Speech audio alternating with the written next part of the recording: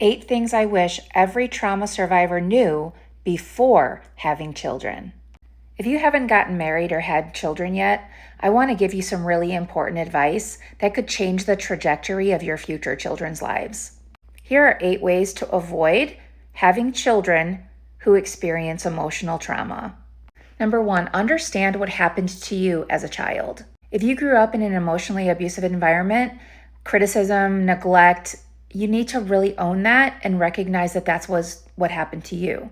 You don't want to normalize that treatment and carry it into future generations. Number 2, learn your trauma responses. Do you shut down during conflict? Do you become controlling when you are afraid? Do you people please? Do you explode if you feel rejected? Do you avoid difficult conversations? Your future children should not have to adapt themselves to your survival strategies that you haven't dealt with yet. Number 3, don't confuse familiar with healthy. If you grew up in an emotionally unhealthy environment, you might choose a partner who does the exact same thing because they feel familiar. That is the worst thing that you could do for your future children. Number 4, choose a future co-parent, not just a partner. This is where discernment is so important before you tie that knot or have children with someone. When you're considering a long-term relationship, you need to ask yourself important questions like, how does this person treat me? How would this person treat a frightened 5-year-old? How would this person handle a toddler who's having a massive meltdown in a grocery store? How would they deal with a defiant 10-year-old? How would they deal with a rebellious teenager? Be honest about that. If those things have scary answers to you, don't have kids with that person, man. Seriously. Number 5, watch how they respond when they don't get their way. This will be seriously the biggest red flags to look out for. Pay attention to their frustration, disagreement, and disappointment. How do they act?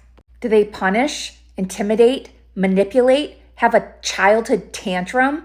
Give the silent treatment? These are all emotionally unhealthy behaviors that you do not want to have in your relationship, let alone in a co-parent. On the opposite side, do they self-regulate? Do they communicate? Do they repair when things go wrong? That's what you want. Number 6, pay attention to their beliefs about kids. Do they think kids deserve respect? Are emotions considered weaknesses? Do they believe obedience matters more than connection? Do they think fear is an acceptable way to discipline a child? All these things matter so much. Number 7, don't believe that love is going to fix any of those red flags and paint them green. Marriage will not erase unhealthy behavior. It's going to make it worse. Neither does having a kid. The stress and exhaustion of parenting may expose patterns that you didn't see before. And number 8, heal yourself before you have to parent with your wounds. You don't have to become perfectly healed before having children. Nobody really ever is perfectly healed, if I'm honest. But you can become more aware, more emotionally regulated, more accountable, and more intentional. Having childhood trauma does not mean you are going to traumatize your children.